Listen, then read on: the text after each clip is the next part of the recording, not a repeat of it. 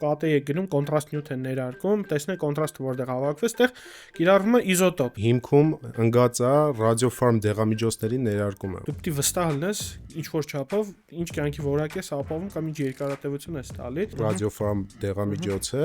դա դրա ինգիբիտորն է։ Հարց չի առաջացած, մարդը խիա ուզում որովայնի փոքր կոնքի կատե։ Ատելեկտազված թոքի ֆոնին դու չես տեսնում այդ գոյացությունը որտեղ է կամ կա գոյացություն թե ոչ։ Այդքան որ ճառագայթում եք մարդկանց, բայց վնաս չի Արտուշ ջան։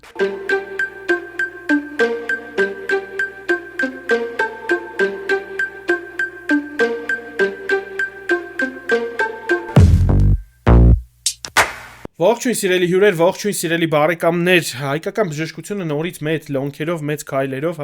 գնում է առաջ ու շաբաթ առավոտյան ժամը 12-ին Dr. Srom YouTube-յան ալիքում Medcast ոդկասթի շրջանակներում դուք կիմանաք թե ուր ենք հասել մենք։ Շատ ժամանակ քաղցկեղով հիվանդ մարդկանց անհրաժեշտ է լինում ոտից գլուխ հետազոտել միլիմետրանոց մետաստազներ ման գալու կապակցությամբ, ուռուցքի առաջնային վայրը գտնելու կապակցությամբ ու մեզ օգնության է հասնում պոզիտրոն էմիսիոն կամպյուտերային տոմոգրաֆիան, երբ որ կամպյուտերային տոմոգրաֆիան զուգակցվում է իզոտոպների ներարկման հետ երակային համակարգով։ Ու մենք այսօր հատուկ հյուր ենք հրավիրել մարդու, որ այդ ամեն ինչը գիտի, բացատրի մեզ, ոնց է աշխատում այդ մեխանիզմը, որ պացիենտների համար ցուցված պետքատեն, ինչի համար ինքը արժի 5 միլիոն դրամ մոտավորապես։ Մեր հյուրը դիագնոստիկա բժշկական կենտրոնի պետքատե ծառայության ղեկավար Արտուշ Խալաֆյանն է։ Արտուշ ջան, պրիվետ։ Ողջույն։ Ոնց եք։ Լավ, դուք։ Լավ, մերսի, որ այս շոկ հորով եկել եք մեր հաղորդմանը հյուր։ Մեր տաղավարում էլ է շոկ, բայց քան մենք հովատնալ չենք կարա, թե չէ հյուրերը մեր որ խոսան ձեռ հետ խշշոցա լինելու են այնտեղից։ Արտուշ ջան, ինչա պետք կատեն։ Ես այդ կուզեմ մի հատ մարդիկ հասկանան ու իրար հետ զրուցենք, թե որ հիվանդներն են մեր թիրախայինը պետք կատե անցկացնելու կապակցությամբ։ Պետք կատեն միջուկային բժշկության դիագնոստիկ ուղղությունն է, որպեսզի հասկանանք, այսպես եթե համեմատական անցկացնենք, կատե հետազոտության հետ, դա հիմքում ընկած է ռադիոֆարմ դեղամիջոցների ներարկումը, որը իրանից ներկայացնում է ռադիոակտիվ, ուրեմն իզոտոպի, եւ կենսաբանական ակտիվ նյութի կոմբինացիա։ Այսինքն իզոտոպը, օրինակ ինչի որ նյութի իզոտոպն է ինքը, որն է։ Այսինքն հիմնականում կիրառվող պետքատե հետազոտության մեջ կիրառվող իզոտոպը դա ֆտորդեզօքսիգլյուկոզան է, այսպես կոչված 18FDG, որը 18F իզոտոպի եւ գլյուկոզայի ֆտորի իզոտոպը։ Այո, ֆտորի իզոտոպն է, 18 իզոտոպն է, բայց գլյուկոզի հետ սինթեզած։ Այսինքն այնտեղ մի OH խումբը փոխարինված է 18F-ով։ Մեզ բոլորը լրիվ ճոտկի հասկացան։ Դե ինձ թվում Երկու հոգի քիմիկը որ նայում են, չէ, հնարավորինս փորձում եմ այսպես մենք մեղավոր չենք որ մարդիկ դպրոցում քիմիայի դասերին բան չեն լսել։ Ոչ ես ոչ գաղափարը ինչումն է, երևի այսպես հիմնական կիրառվող իզոտոպն է, մոտ 90% բոլոր դեպքերի ամբողջ աշխարհում։ Դա ուրեմն գրեթե նույնությամբ կրկնում է բջջի գլյուկոզայի նյութափոխանակությունը, որը գրեթե մեր բոլոր բջիջները կիրառում են իրանց։ Այո, իսկ ուռուցքային բջիջները առավել եւս են գրավում, այսպես ասած խժռում են այդ գիտենք ուրեմն գլյուկոզան եւ կրկնելով նյութափոխանակությունը ստացվում է այնպիսի մի վիճակ, որ այսպիսի պատկերներ ենք ստանում, երբ որ ինչքան ագրեսիվ է ուռուցքը, կամ ինչքան ավելի արագ են բջիջները կիսվում, այնքան ավելի մեծ կուտակում ենք մենք տեսնում այդտեղ։ Դրանով այսինքն եւ պրոգնոստիկ նշանակություն ունի, այսինքն եւ կարողանում ենք բաղորակ չարորակ գոյացությունները իրարից տարբերակել առաջին հերթին, եւ բացի դրանից պրոգնոստիկ նշանակություն ունի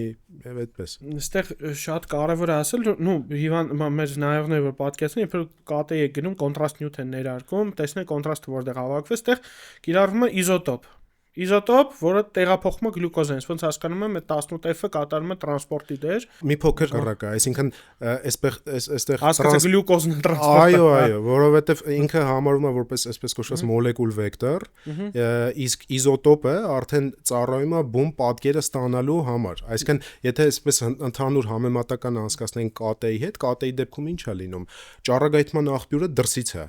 Դրսից աղբյուրը գալիս է, կլանվում է օրգանիզմում, այստեղ հակառակն է, այո։ Այո։ Այսինքն այս ամենամեծ տարբերությունը, որպեսզի հասկանանք կոնտրաստ նյութի,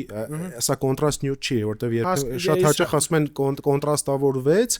սա կոնտրաստ նյութ չի, սա հենց ընկած է ամենահիմքում, որ то есть առանց դրա հնարավոր չի պատկեր ստանալ։ Շատ հետաքրքիր է։ Չէ, մտքի թռիչք է, էլի։ Ասեմ իդեպ առաջի պետ սարքավորումը հայ ազգի Մայքլ Տեր-Պողոսյանն է եղել, այսինքն նրա կարելի ասել նա է եղել։ Ես հորս արած չգիտեի, որ պիտի հայ անուն տաս, բայց մտքի թռիչքա պետք ունենալ, երբ որ դու ունես սարք, որը աշխատում է, իր մոդեռնիզացնես հակառակ ձևով աշխատելու, էլի ոչ թե ճառագայթելու, ճառագայթ ստանալու, արտապատկերելու։ Սենց ասած էլ եմ ասում միջուկային բժշկության այդ դիագնոստիկ ուղղությունն է, մենք գիտենք այնտեղ կա սինտիգրաֆիա, չէ, շատ հաճախ դուք եք օգտագործում դրա ավելի նոր տարբերակը սպեկտ հետազոտություն բոլորի հիմքում ընկած է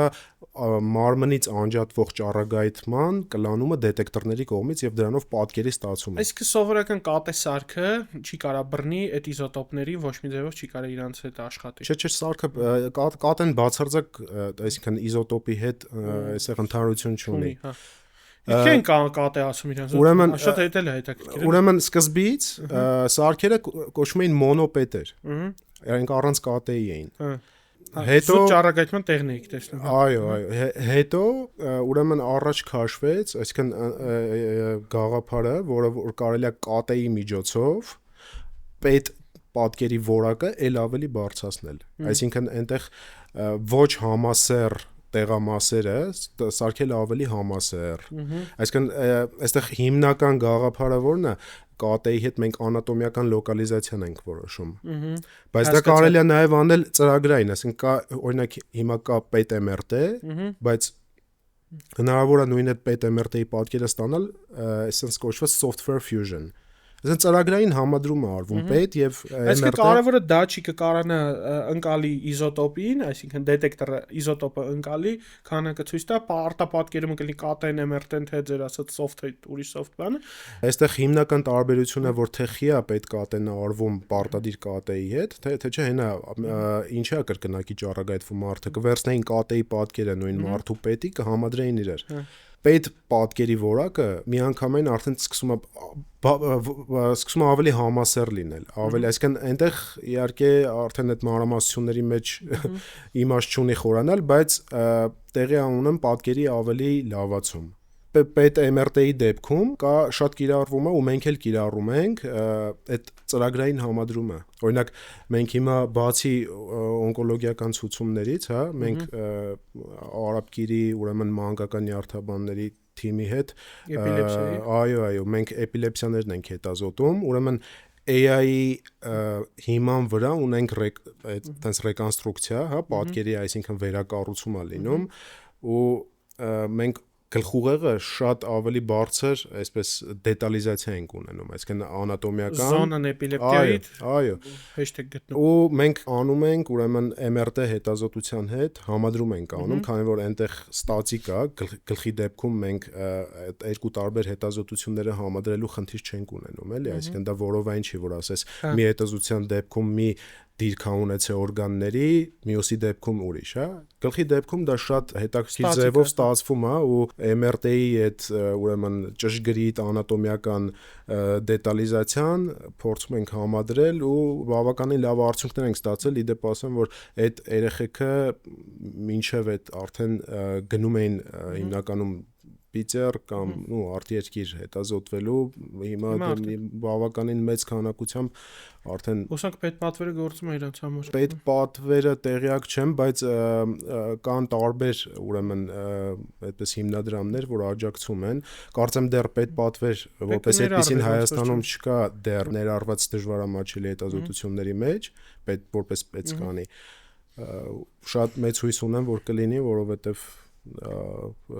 իսկապես շատ կարևոր է, նամանավանդ որոշ պաթոլոգիաների դեպքում առանց պետկատայի ուղղակի անհնար է։ Սենց ասեմ, հիմա պետկատայի կիրառությունը, հա, նույն մեր ուրոլոգիական պրակտիկայում այնքանով է կարևոր, որ հիվանդին վիրահատեցիր, ճանապարհեցիր, կամ քիմիոթերապիան ստացավ, ճանապարհեցիր, դու պետք է վստահ լինես ինչ որ չափով, ինչ կյանքի որակ ես ապավում կամ ինչ երկարատևություն ես տալի, ինչին պետք է ուշադրություն դարձնել, պետք է այդտեղ հնարավորություն է ցույց տալիս գտնել են մանր մետաստազները, օրինակ պրոստատի քաղցկեղի պարագայում պրոստատը հեռացրել ես, ճառագայթել ես, չգիտեմ, բանես ա, մեկը տենում ես PSA սկսում է բարձրանալ։ Հա 0.0004-ը չդեմ դարավ 0.00 PSA սկսում է բարձրանալ։ Արդեն վախ է մտնում մեջը, ուրեմն միտեղ մի բան process է գնում։ Ու պետք է այդտեղ փրկությունա, որովհետև դու սկսում ես հասկանալ որտեղի որ լիմֆատիկ հանգույցներ։ Այո, շատ կարևոր նյութ ունենք պրոստատի ռակի ինքը FPSMA-ն է։ Դե ինքը ոնց է, տեսեք, բջջաթաղանթի անտիգենը, PSMA-ը, իսկ այն ներարկվող դեղորայքը, ռադիոֆարմ դեղամիջոցը, դա դրա ինհիբիտորն է։ Հասկացա, հա, որտեղ ճաշեց, ինքը գնում է թիրախային արդեն այդտեղ է աշխատում, պրոստատն չկա, որ գնա դեպի պրոստատ, հասկացա, հա։ Շատ հետաքրքիր է, հա։ Ինքը իդեպ ասեմ, այդ անունը սպეციფիկ է, պրոստատ սպეციფիկ մեմբան, բայց ինքը այդքան էլ սպეციფիկ անտիգեն չի, ինքը այդտեղ մեր իդեպ ասեմ, մեր մի շարք դժվարություններից է այդ կեղծ դրական արդյունքները կարողանալ հայտնաբերել, տարբերակել իրական պաթոլոգիկ փոփոխությունների հետ, որը որ այս դեպքում էլ քիչ չի։ Բայց ի պատիվ այս շագանակագեղձի քաղցկեղի, հա, նյութը, այսինքն անտիգենը անվանվել է պրոստատ սպეციფիկ մեմբրան անտիգեն, բայց այստեղ էլ մենք ունենք բավականին շատ կեղծ դրական արդյունքներ, որը որ էլի շատ կարևոր է, իդեպ ասեմ, այստեղ հենց այդ դրանց հայտնաբերման համար մենք պետքա կարողանանք այդ կատը հետազոտությունը համադրենք ու այդտեղ սպეციფիկությունը բարձրանում, այսինքն կարողանանք հասկանալ դա բորբոքային է թե ուռուցքային է։ Հասկացա։ Հա, նույնքը հա բորբոքային բաների, որովհետեւ այստեղ արդեն պրոստատի քաղցկեղից հետո արդեն դու պրոգնոստիկել չէ, դու բացի դրանից ունես ուրիշ տվյալներ էլ ունես, օնկոմարկերներն է եւ այլն այդ համակարգությունը։ Բիոքիմիական ռեցիդիվի դեպքում մենք արդեն 0.2 ցուցանիշից սկսած արդեն ցուցված է եւ արդեն նայում ենք PSA-ի աճման ուրեմն արագությանը։ Դե ինչքան ժամանակում կրկնապատկվելու իր տարեկան կրկնապատկվելու այդ շատ կարևոր ցուցիչ է, որովհետև ժամանակին պրոստատի քաղցկեղով հիվանդներին ասում են դե վсё հանգիստ ապրի, ու հետո մենք ունենում ենք խնդիրներ։ Պետք կատեն մեկ էլ երբ հավա օգնության գալի, երբ որ ուռուցքը կա, բայց չգիտես ինչի հետ գործ ունես, որովհետև մենք ունենում ենք պացիենտների քանակ, որ տեսնում ենք ուռուցք, ու դու չես էլ հասկանում, չի տարբերակվում, բիոպսիան էլ չի հասկանում, թե ինչի հետ գործ ունի կամ մետաստազա կամ առաջնակի է կամ երկակի է, ու պետք կատեն տեղ մեզ ագին հնարավորություն է տալի բարձելու ուռուցքի առաջնային օջախները։ Միջնորմի կրծքավանդակում գտնող ուռուցքների տարբեր տեսակի։ Դե հա, շատ հաճախ մենք ուռուցքը հայտնաբերում ենք արդեն երկրորդային ախտարումների աշխարհում, այսինքն տարբեր օրգաններում ախտարում ենք տեսնում, բայց չգիտենք մայր օջախը, այսպես ասած, որտեղ է։ Դա էլի ամենակարևոր ցուցումներից մեկն է։ Մի շարք ցուցումներ կան, մի շատ հետաքրքիր դեպք էս վերջերս տեղի ունեցավ։ Ուրեմն պացիենտը ի սկզբանե թոքի քաղցկեղ արդեն ախտորոշված, սակայն ոնց որ վիրահատություն տեղի չէր ունեցել, այսինքն պացիենտը որոշել էր բուժումը շարունակել քիմիաճառագայթային բուժման տարբերակով, հա, եւ մենք հետագա, այսինքն բուժումից հետո հսկողության ընթացքում, հա, մենք տեսնում ենք, որ թոքը ատելեկտազվել է, ու տեսնում ենք ինչ-որ մի փոքր օջախ, փոքր կուտակում։ Բայց այդտեղ կատեյով այդ ատելեկտազված թոքի ֆոնին դու չես տեսնում այդ գոյացությունը որտեղ է կամ կա գոյացություն թե ոչ, թե արդյոք դա իրական կուտակում է, թե որտեղ այստեղ ռիսկ կա հետ ճառագայթային շրջանում արդեն վիրաբույժներն էլ իրանց համար էլ մեծ դժվարություն է դա վիրահատել, որտեղ թոքը ռիսկ կար ամբողջ թոքը հեռացնելու, հա։ Ես ցանկալի չէր դա, մի խոսքով որպեսզի չսխալվեինք, մենք ուղղակի կարճ ինտերվալ վերցրեցինք, ամիս ու կես մոտավորապես 2 ամսվա ընթացքում, կրկնեցինք հետազոտությունը ու պարզվեց, որ կուտակման մակարդակը իզոտոպի կրկնակի ավելացել է, այսինքն չափսերը իրանք շատ քիչ, այսինքն կարող է մինչև 20-30%-ի սահմաններում են, հա, փոփոխության ենթարկվել։ ու այստեղ արդեն կասկած չէր մնում իհարկե թեկուզ էլի դու հստակ դու իրան չես տեսնում ոնց որ հա այդ ատելեկտազված թոքի վրա չես տեսնում ֆոնին, բայց այդ ճառագայթից էր ատելեկտազված այս թոքը։ Ամենայն հավանականությամբ ոչ, երևի գոյացությունը արդեն մեծանալով առաջնային գոյացությունը բրոնխին ուղակի սեղմել էր, էլի բլթային։ Ես գիտեք ինչ ծափեր է։ Այս ծափերով ծնվում է Spin Ideas Agency նոր պրոյեկտը, Spin Ակադեմիան։ Դու օրինակ ուրոլոգ ես ու ամբողջ կյանք անում ես թլպատում կամ հաստոցաշինական գործարանում հաստոցի առաջ ես աշխատում, ասում ես Տեր Աստված, բայց ինձ պետք էր մի հատ նորմալ մասնագիտություն չկա, որ ես ունենամ։ Եկել է ժամանակը, որ դու օրինակ Spin Ակադեմիում սովորես graphic design, YouTube marketing, YouTube producing կամ SMM, ձեռք բերես նոր know-how մասնագիտություն, հանձնես քննություն, ստանաս սերտիֆիկատ, line networking ձեռք բերես ու դրա հետ մեկտեղ ունենաս աշխատանքային պրակտիկա ու նաև աշխատանքի առաջարկ։ Տենում ես հեռախոսի համարը։ Այմա պաուզատուր, գրի, զանգի, արի Spin Academy ու սկսի քո կյանքի նոր ուղին։ Իսկ ես գնամ թլպատում անեմ, քանի Spin Academy-ից ինձ հետ չեն զանգի։ 4 սպիսիկ են գցի առաջ գիտեմ։ Լավ, շարունակենք։ Հիմա քանի որ դու մեր առաջի ռադիոլոգ հյուրն ես, մեր 115 հաղորդման մեջ ընկել ես մեր ձեռը մի քանի հարց տանք։ Այդքան որ ճառագայթում եք մարդկանց, բայց վնաս չէ Արտուշ ջան։ Դուք անդադ ասում եք ճառագայթում ենք, նայում ենք ինչով է պետք ատեի ճառագայթում եք, իզոտոպ եք լցնում մարդկանց թևերը, դեղմեր եք տալիս, բան, ինչով է ինքը անվտանգ կամ անվտանգ չի, պրոստը ուրիշ ձև չկա, ինքը վտանգավոր է եւ այլն։ Այդ մի հատ հարցին կպատասխանես։ Այստեղ ուղղակի պետք է համեմատական անցկացնել, որպեսզի ավելի པարզ դառնա այդ ռադիոակտիվ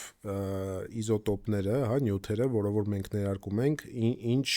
ճառագայթային ծանրաբեռնվածություն է առաջացնում օրգանիզմում։ Մոտավորապես, ուրեմն միջին քաշ ունեցող պացիենտին, երբ որ մենք ներարկում ենք տվյալ պարագայում Աստված չանի, չնայած որոշ դեպքերում պացիենտներ ունենք, իդեպ ասեմ, որ նախընտրում են պրոֆիլակտիկ ստուգվել, չնայած ինչքան էլ որ մենք համոզում ենք, որ գիտեք ինչ կա, պետք չի, չկա, էլի, էլի չկա, այդ ցուցումը չկա, բացարձակ, բայց չէ, ես ուզում եմ հետազոտեմ։ Այնտեղ դու կարաս կեղծ դրական պատասխան տաս ու ինքը գնա ամիսներով նուշկվի, ինգնի այս բժիշկից այն բժիշկը, որ հասկանա արդյոք է իր մոտ ուռուսկա։ Ամենամեծ խնդիրները լինում է այն դեպքերում, երբ որ իրականում խնդիրը կարող է չկա կամ խնդիրը մինիմալ է ու դու պետքա տարբերակ ես, էլի, այն որ մեկ էլ ինչ որ կուտակումներ, ինչ որ տարբեր տեղեր, բան, դե արի սա ինչ է եւ այլն եւ այլն։ Դե արի բացատրի, որ տրամվա ենք սպասում։ Համար Հայաստանում այխր այդ բժշկության հասանելիության ամենաբան ճյուղերից է մեկ-մեկ հիվանդը գալիս է, ասենք չգիտեմ, ինչ որ MRT է արել կամ ցիստիտով հիվանդը կատե է արել, դա вообще ցուցում չի։ Вообще էլի ցուցում գոյություն չի, ասում եմ խիես արի, ասում եմ ինձ թվաց կատեն ամեն ինչ ցույց է տալիս։ Ու կատեի բժիշկը, որ ինքը գնացել այդ կատեն արել, հարց չի առաջացած, մարդը խիա ուզում որովայնի փոքր կոնքի կատե։ Պրոստը արվում է։ Ու այդ հասանելիությունը էդի այդտենց խնդիրներ է ստեղծում, ինքը քիչ չեն այդ հիվանդները, էլի։ Շատ դեպքերում կան պացիենտներ, որ տվյալ կոնկրետ պարագայում բացատրում ես, ասում ես, որ օրինակի համար կարելի է սպասել, կարելի է անել սովորական կատե, հա, հետազոտություն, ընդմիջում տալ, հա, հետո հասկանալ, եթե կասկածել ինչ-որ խնդիր լինի, նոր փորձել, բայց շատ պացիենտներ էլ իրանք արդեն բժշկին վստահելով, հա, մեկ անգամ կամ ինչ-որ մի լավ պատասխան իմանալուց հետո կամ ինչ-որ մի այսպես ավելի կոնկրետ պատասխան լսելուց հետո հանգստանում են։ Հա, այսպես կարան վստահեն ու այն որ իրանք ասում են, չէ, բժիշկ ջան, դուք նայեք, դուք ասեք, այդպեսի դեպքեր էլ ունենք իհարկե, որ այն որ կլասիկ ուրեմն միջազգային պրոտոկոլների մեջ չեն մտնում այդ ցուցումները, բայց պացիենտը ցանկանում է, որպեսզի հա շարունակի իր հետագա հետազոտությունները քո մոտ։ Հիմա մենք խոսացինք, բայց չիմացանք ճառագայթնում ինչքան է այդ միջին։ Ուրեմն համեմատական անցկացնենք միջին քաշ ունեցող պացիենտի, եթե մենք F18-ն ենք ներարկում, հա, տվյալ պարագայում ամենաշատ կիրառություն ունեցող իզոտոպը, դա համարժեք է մոտավորապես մի հատ թոքի կատեն նատիվ, այսինքն առանց կոնտրաստային ներարկման։ Մոտավորապես դրան։ Կովիդի ժամանակ որ ասում էր աչու ձեռքը։ Այո։ Երբ որ դրան գումարում ես մի հատ էլ կոնտրաստային, արդեն գնաց փուլերը, մի հատ արտերիալ, մի հատ վենոզ, մի հատ դիլեյ, այնտեղ չգիտեմ, Այսինքն որպեսզի պատկերացնեք դրա բանը, ճառագայթային ծանրաբեռնվածությունը, այդպեսին է։ Իսկ քաղցկեղով պացիենտների դեպքում, երբ որ նրանք երիտասարդ չեն, այդտեղ вообще ճառագայթային արդեն ծանրաբեռնվածության խնդիր չկա, այսինքն չկան ապացուցված տվյալներ, որ տված վնասը ավելի շատ կարա լինի, քան տված օգուտը։ Իսկ այստեղ արդեն բժշկի ցուցումով պետք է առաջնորդվի։ Վերջերս մի հատ շատ դաժան դեպքի ականատես եղա ԿՏ-ի հետ կապված, պացիենտը Եգիպտոսում վատանում է, գնում են ԿՏ-ի տեղը մի երկու հատ նկար են տալու, մեկ է պատասխան A4 ֆորմատի վրա, դաժե հիվանդության անունը չկա։ Գրած է ամեն ինչ մաքուր, ասած բանման։ Հայաստան է գալիս, պացիենտը սոնոգրաֆիկ ամորձու քաղցկեղ ախտորոշվում։ Դե պոլիօրգան ԿՏ-ա պետք է սպարագայում։ Ու դու նայում ես 2 շաբաթ առաջ Եգիպտոսում արել են։ Հետո նա գալիս օնկոմարկերների թիվն էս բարձր, դու սենց նայում ես, դե լավ չի կարաս։ Որովայնի ԿՏ-ն ոչ մի բան չունենա։ Ու պացիենտը պանկրեատիտ է ունեցել ինչ-որ։ Եգիպտոսում գնացել է պանկրեասի խնդրով այնտեղ բան։ Այստեղ Հայաստանում հարց բարձրացվեց կրկնակի ճառագայթենք, թե չէ, որտեվ 2 շաբաթ անց է նախորդ ճառագայթումից, էլի, ուստի պոլիօրգան կոնտրաստ ԿՏ-ա պետք։ Քննարկեցինք, հասկացանք, որ տված օգուտը ավելի շատ կլինի, էլի, եթե կամ բան վնասը ու փառք Աստծո մենք դա արեցինք, որտեվ միջնորմում մետաստազներ, որովայնում մետաստազում այդ պանկրեատիտը պոլիօրգան չէր ինքը։ Չէ, ինքը որովայնի ԿՏ էր, բայց որովայնում ենթաստամոքսային գեղձի կողքին մտ այսպես լավ կոնգլոմերատ էր, որը հենց պանկրեատիտ էր առաջացրել իր մոտ։ Այսինքն տարբեր լիմֆատիկներ էր հետ որովայնում սեմինոմը եղել արդեն իր Չէ, ավելի վատ բաներ, մեզոթելիալ ուռուսքեր, Ու շատ հետաքրքիր է, պրոստը պատասխանը որ տվել են, էլի, ուղղակի ցենց ճանապարհել են հիվանդը եկավ ու տեղ այդ նորից այդ հարցը բարձրացվեցինք, էլի, մենք կրկնակի ճառագայթենք, թե չէ, ու երկար քննարկում էինք, հետո նկարները նայեցինք, չգիտեմ, կասկած մտավ, բայց թվում է դժիր է նկարները չէր, որ իր հետ դրե ուղարկել էին, էլի, ասել են դա մեկա տուրիստ է, թող բան անի, որովհետև մենք այդ նույն մետաստազներն այնտեղ չէինք տեմ, այստեղ նկատեցինք։ MRT-ից մի քիչ խոսանք, էլի, որպես ռադիոլոգ, մի քանի հարց եմ ուզում տամ։ MRT-ն ինչքանով է անվտանգ։ Մարդիկ ասում են դե 80-ot MRT ճառագայթում բան այդ։ Դե MRT-ի դեպքում այնտեղ մագնիսական դաշտ է, դեռ ապացուցված շուտ տվյալներ չկա նրա շուտ վնասակարության, հա։ Ոնց ասես երկիր մոլորակը վնասակար, որտեղ մենք մագնիսական դաշտ է մեզ բանանում։ Դե հա, կան որոշ կարծիքներ, որ օրինակի համար հղի կանանց դեպքում օրինակ կարա պտղին ինչ որ որոշակի բան լինի, հա, վնաս լինի, բայց էլի իմ տվյալներով չկան այդպիսի ապացուցված տվյալներ չկան։ AI-ը առաջի բժիշկները, որ պետքա լքեն իրենց աշխատանքը, AI-ի գալուց հետո թերապևտներն են, երկրորդ տեղում ռադիոլոգներն են։ Եթե ինչքանով է այդ բան թեորիան ճիշտ, որ մոտակա 10 տարում օրինակ բժիշկ ռադիոլոգի կարիք չի լինում, օրինակ ԿՏ-ն արեց, AI-ը պատասխանը տվեց, ճանապարհեց պացիենտին։ Դե չեմ կարծում, որ այդ ժամանակը այդքան շուտ կգա, որովհետև ես հիպոթեքում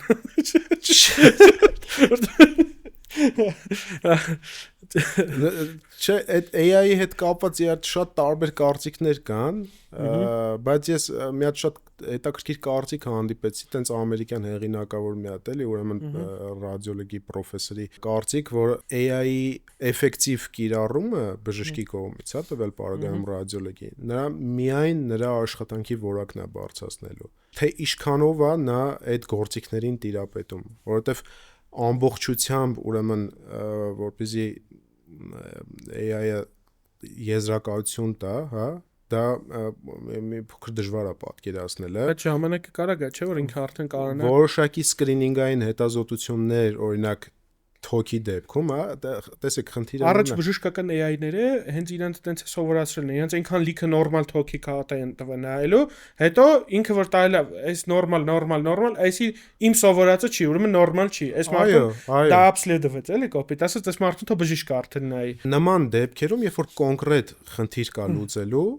այսինքն թոքի վրա հանգույցներ, ինչ որ օջախներ հայտնաբերել, չհայտնաբերել, նկարագրել, ձևը, եզրերը, չափսերը, համասեռությունը, բարի է, չար է եւ այլն եւ այլն։ Դա, այո, եւ հիմա էլ կան նմանատիպ ծրագրեր, որ կիրառվում են։ Կան շատ հետաքրքիր ծրագրեր, ինչ եմ ասում, ես նշեցի, որ AI-ի կիրառումը դա միայն կարա բժշկի, այսինքն որակը, աշխատանքի որակը բարձրացնի, որովհետեւ կան ծրագրեր, օրինակ հաշվում են ուղեղի ատրոֆիայի քանակը, դու չես կարա դնես տենց բոլոր այդ գալարները, հա, սենց, այսինքն հաշվես ու դու տեսնես թե այդտեղ ինչ աստիճանի օրինակ ուղեղի ատրոֆիա կա կամ այդտեղ AI-ը ավելի ճշգրիտ հաշվարկներ է իրականացնում, ավելի այսինքն կարա քեզ օգտակար լինի, բայց կոմպլեքս ուրեմն հետազոտելու, հա, ռադիոլոգիական հետազոտությունների էլի ես մի փոքր չեմ պատկերացնում, գուցե գա այդ ժամանակը, բայց որ ամբողջովին փոխարինի մի փոքր դժվար է պատկերացնել։ Հետո ասենց մի հատ բան կար, Խաչատուրը Մարգարյան, մեր ընդհանուր ընկերը, իր ոդկասթին ենք խոսում, որ փորձ է արվել ռադիոլոգիայի արդինատուրայում սովորող մարդկանց տարել են արվեստի թանգարաններ, լիքը նկարների են նայել, հետո իրանց տված պատասխաններն ավելի լավ են եղել, երբ որ ինքը նկարները վերլուծել են, պատմել են բանը, абստրակտ մտածողություն հարցն է այստեղ, որովհետև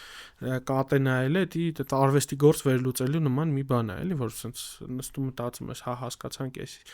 դու տեսար, չգիտեմ, լիարդի վրա գոյացություն դու պետք է կանես, այդ մտածելակերպով իրան նկարագրես, ինքը ինչքանով է տարբերվում կողքի հյուսվածքներից, ինչ կարա իրանից ներկայացնի։ Գրքերը շատ պրիմիտիվ են, որ բժշկական գրականություն կարդում ես, շատ հեշտ է, չէ՞, գրած ասում ես, այս ինչ պարագայում, այս ինչ բանը, ոնց ինչքան է լինում իրավիճակ, երբ որ դու նայում ես ու ոչ մի գրքում այդ հարցի պատասխանը չկա, դու պետք է արդեն լագիչեսկի կազմես ցեպոչկեն, թե դու ինչի հետ գործ ունես, եթե ինչ-որ մի բան AI-ին չես գրքերում չկա, AI-ն է չի սովորելու դա։ Շատ դեպքերում մենք ուղղակի այդ կլասիկ այդ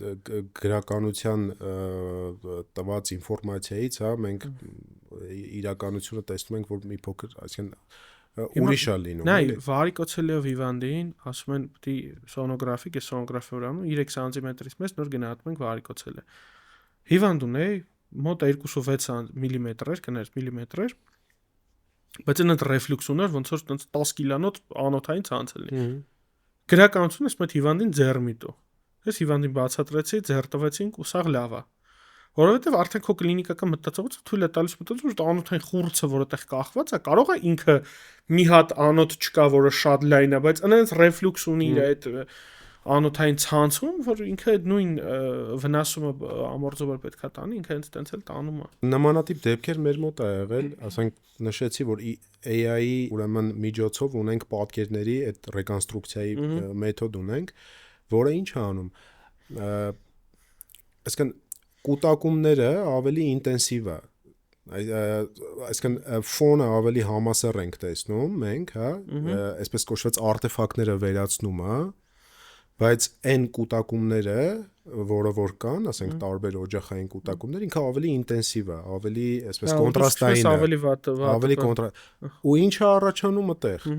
Դեռ չեմ ասում բորբոքային կեղծ կուտակումները, նորմալ ֆիզիոլոգիական կուտակումները, չգիտեմ, մակերի կամ հիպոֆիզ, այնտեղ,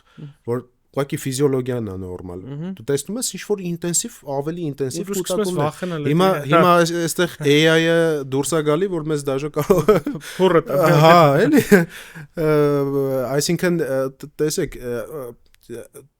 տեսականորեն հնարավոր է, որ գա մի հատ այդպիսի մի մակարդակի, որ այդ ամբողջ ինֆորմացիան հնարավոր լինի, ուրեմն AI-ին սովորացնել, բայց ես մի փոքր չեմ պատկերացնում, թե ամեն օրգանիզմ իր նրբություն ունի, ամեն օրգանիզմ շատ ահռելի մեծ քանակության ինֆորմացիա կլինի, էլի, այսինքն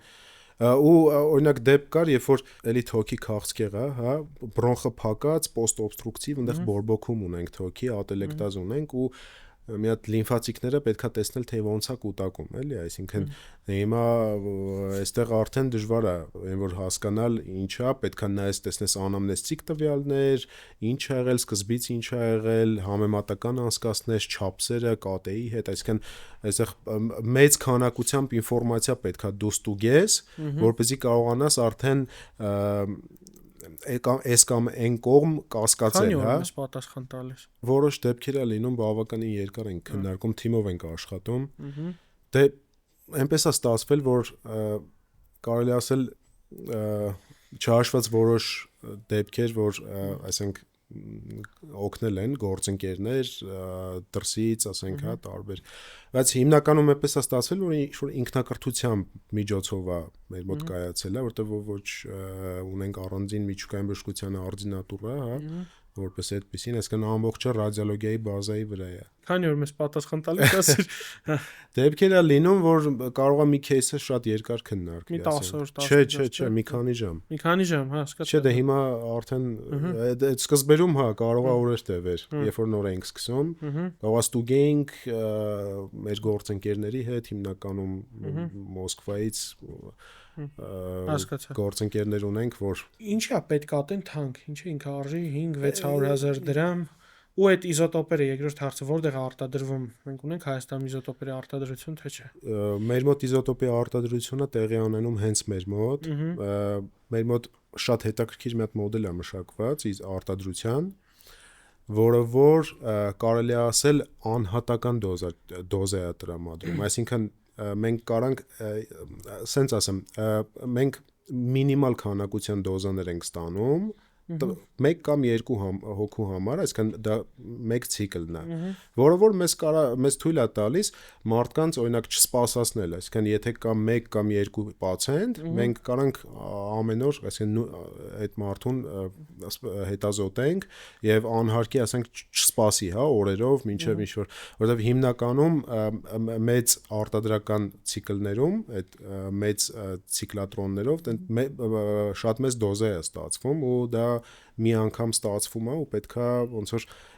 ռասխոդան են վերջացնեն, հետո մինչև այո, պետքա այդ օրը դուք օգտագործես, որտեվ ինքը կիսատրոման պարբերություն ունի ու այդ օրվա արտադրած նյութը վաղը արդեն ինքը նախ քիմիական կապեր ունի, որը որ անկայուն են, այսինքն 12 ժամ հետո այդ կապերը արդեն ընդհատվում են, բացի այդ էլ արդեն ինքը ուղղակի այդ ռադիոակտիվությունն է կորում, էլի։ Այսինքն այդ առումով մեր մոտ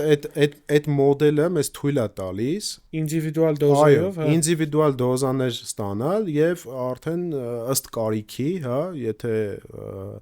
կա, ասենք, 1 պացիենտ, մենք այդ 1 պացիենտին կարող ենք սպասարկել։ Դա մի ուրիշ կողմից նաեւ ինչն է առավելությունը, մարդուն, քանի որ հետազոտության գալիս են սոված վիճակում, մոտ 6 ժամ պետքա սոված գան, դու երկար սոված չես պահի իրեն, որտեվ եթե մի օրվա վրա գրանցել ես, գցենք 15 պացիենտ, այն վերջի պացիենտները հաստատ շատ են դուժելու, էլի։ Շատ սոված են լինել, հա։ Այդ ես վիրահատությունները միշտ աշխատում եմ առավոտ շատ շուտ անեմ, որ հիվանդը երկար սոված չմնա, ասենք առավոտ 8-ին, սենց 7:30։ Դե Արդ ջան, մերսի շատ որ մեզ հյուր եկար։ Ես եմ շնորհակալ։ Շատ հետաքրքիր զրույց էր։ Կոմենտներում կարա գրեք լիքը հարցեր բժշկին, պետքատեի հետ կապված։ Այսքանը երևի, առողջ մնացեք, բաժանորդագրվեք դիագնոստիկա բժշկական կենտրոնի էջերին, դոկտոր դուք էջ վարում եք, չէ։ Չէ։ Անհատական է շուտ։ Անհատական, հա։ Դիագնոստիկա բժշկական կենտրոնի էջերին բաժանորդագրվեք, ձեր հետ մեդքասներ, պակա։